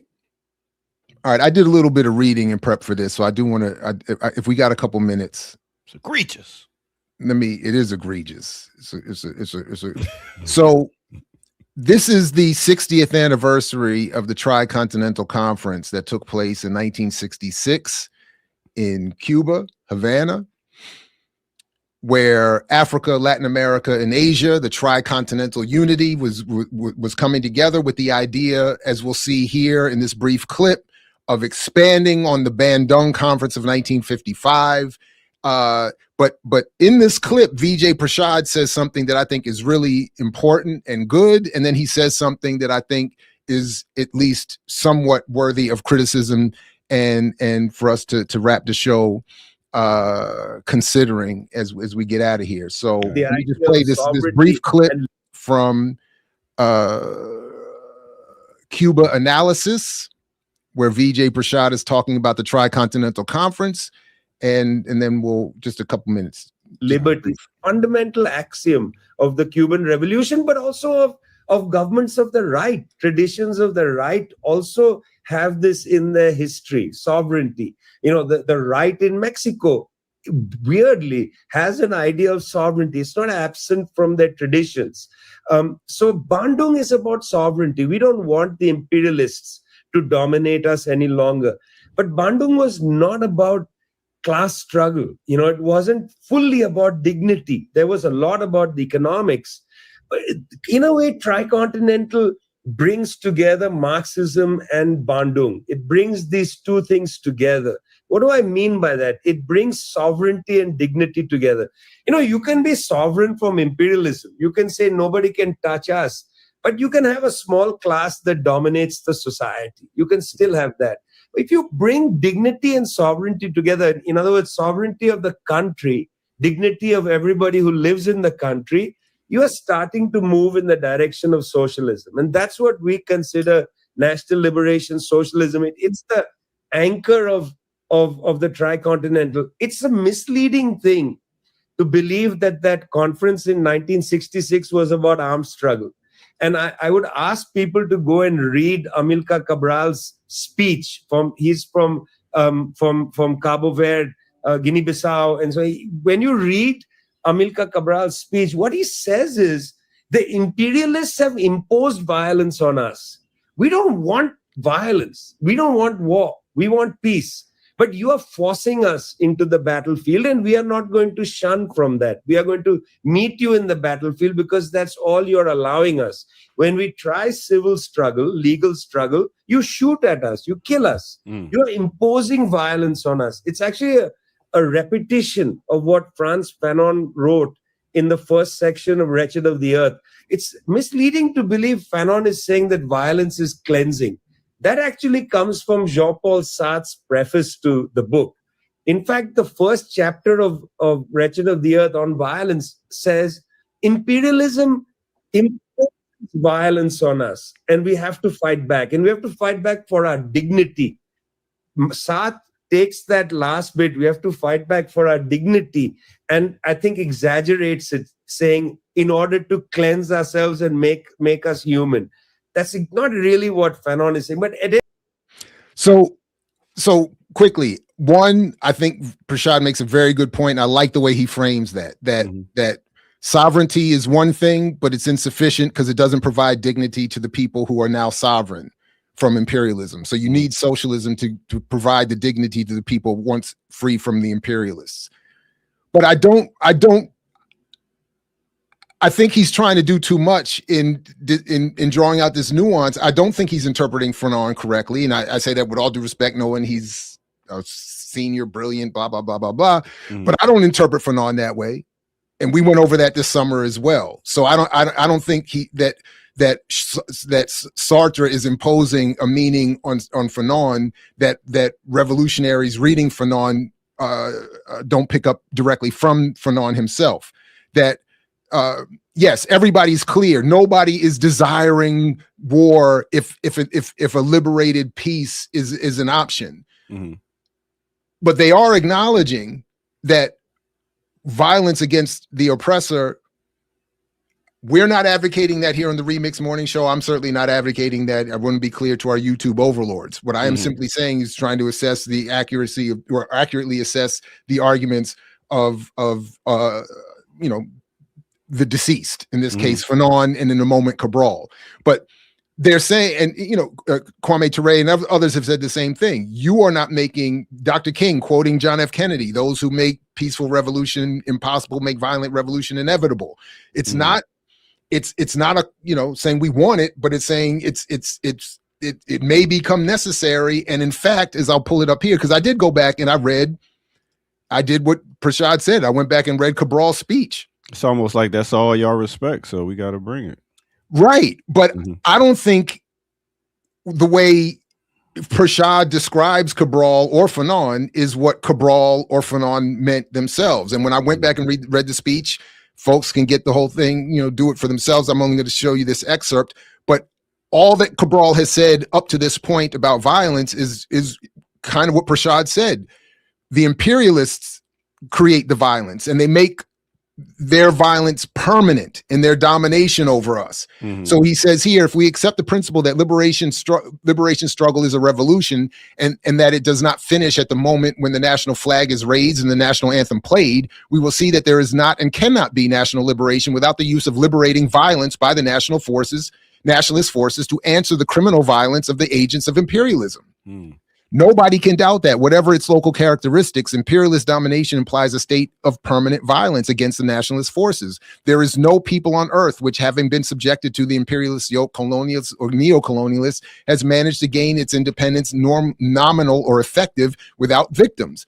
The important thing is to determine which forms of violence have to be used by the national liberation forces in order not only to answer the violence of imperialism, but also to ensure through the struggle of the final victory of their cause, true national independence.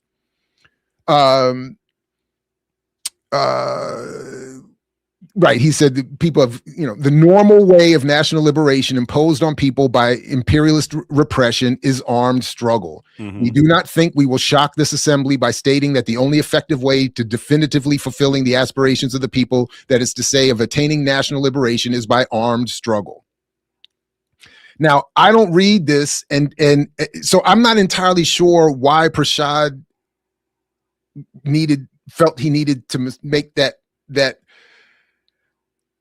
I don't think it's controversial to say that what he did, that nobody is out here saying, oh, I just want violent. No, I just want. No, that's not what revolutionary liberation struggles are advocating. But it is important to, I think, acknowledge that there was a sobriety around the recognition and a tactical approach to the topic of armed struggle that needs to be, I think, appropriately respected and not demeaned as being the imagination or the imposed framing of a French philosopher.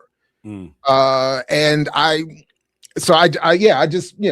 so it's like that was it. We don't have a lot of time. Because like we was discussing earlier, how do you beat the house? Like if it's an armed struggle, if the people that make the arms, how do you beat them when they make the arms? So I don't really know how best to handle that answer in these platforms, but true. Again, I say all the time that, and I know things have changed and there are updates, and so I just say this as an idea. I was on one of the most powerful military machines this country at that time had produced. Mm-hmm. The USS John F. Kennedy aircraft carrier. It had all the weaponry you could ever expect anything would have. And yet it was powerless against low technological, slow moving boats and aircraft. And that's why after all the billions of dollars were spent on the planes and the jets and the fancy machine guns and the radar and all of that, they had people like me on a catwalk with a flak jacket and a 50 cal machine gun specifically to target helicopters, slow moving boats.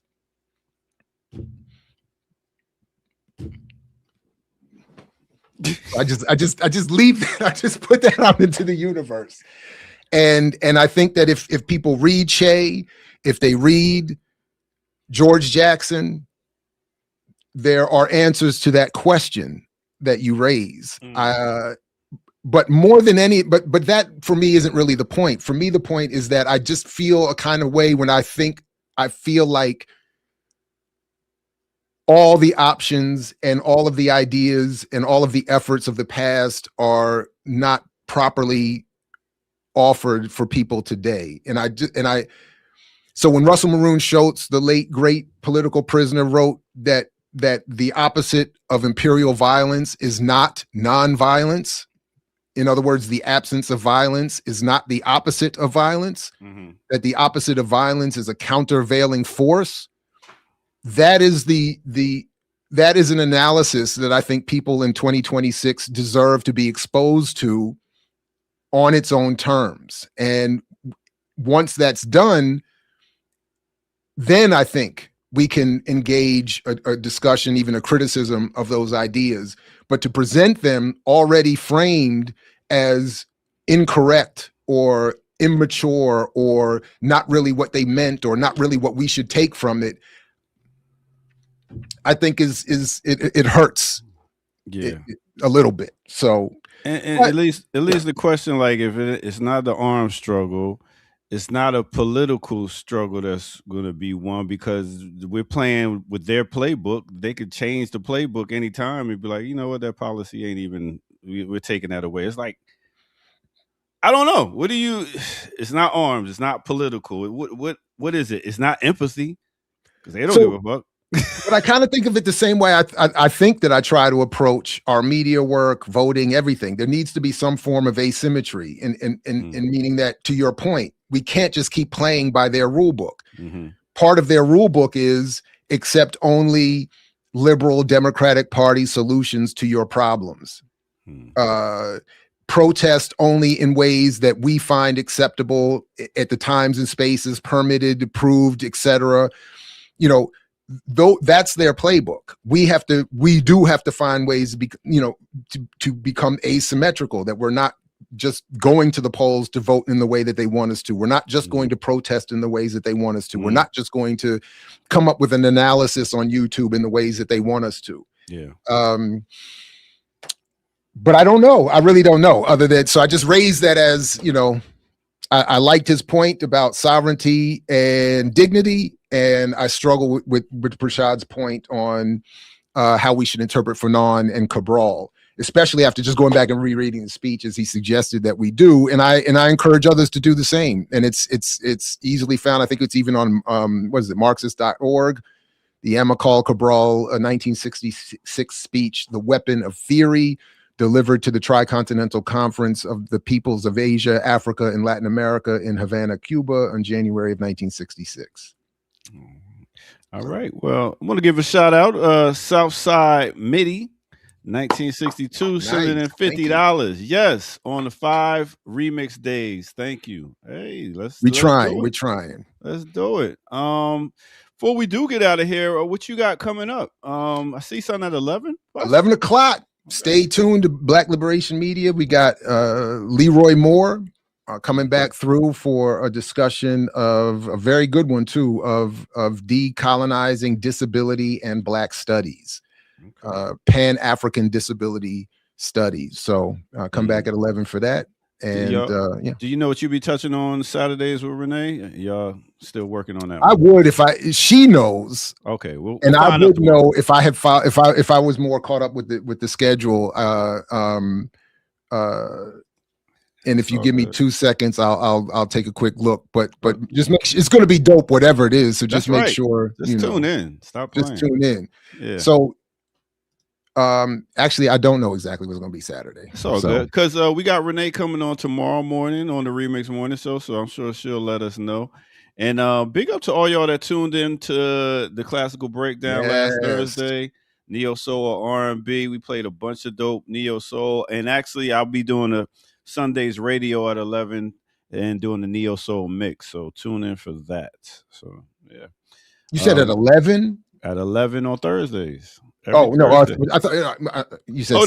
Sunday. That was like no. We I switched it out, but we're looking at doing the Classical Breakdown again every week and doing a mini in between the regular shows and concentrating on one artist album or something like that. But I'm still gonna give y'all some mixes since we did do a dope Neo Soul. So many people was showing love and was really feeling the vibe on that one. But yeah, dope shows coming up. We'll be back tomorrow. We're looking at trying to get this. Not trying. We actually doing. You either do it or you don't. So we're doing this 5 days a week, y'all. With y'all support, we'll continue to do it. We got Dr. Jared Ball back on the Remix Morning Show on a Monday. So it's a beautiful thing. We striving for perfection here this year on Black Liberation Media. And with y'all help, we will get there. All right. Anything else you got to say? Nah, man. Peace. Only if you're willing to fight for it. Like Fred Hampton used to say, thank you, Air Doctor, for hanging out, and to the undefeated chat once again. And Stoner Rebel coming through with the invite someone from Freedom Road to Saturdays with Renee. Now that's an interesting, a fascinating request. Now, Freedom Road. Yeah. Socialist organization. I know oh wow, Bill Fletcher famously involved with that, and yeah, very interesting suggestion. Appreciate you, Stono. All right, no doubt. We'll see y'all tomorrow morning right here on, but come back at 11, don't forget, on the Remix Morning Show. Peace out, y'all. We out this piece. Black Liberation Media is a collective of Black and African organizers, journalists, academics, and media personalities serving Black and African masses seeking to further grow in their understanding of themselves, their histories, and the African world through entertainment and news. Please continue to like, subscribe, and donate to the channel so we can further serve you and liberate our people. You can also go to blkliberationmedia.org, get some merchandise, and also become a Patreon member and a member from the YouTube. Please do what you can, share, and show your love as we will show ours for you. Black Liberation Media.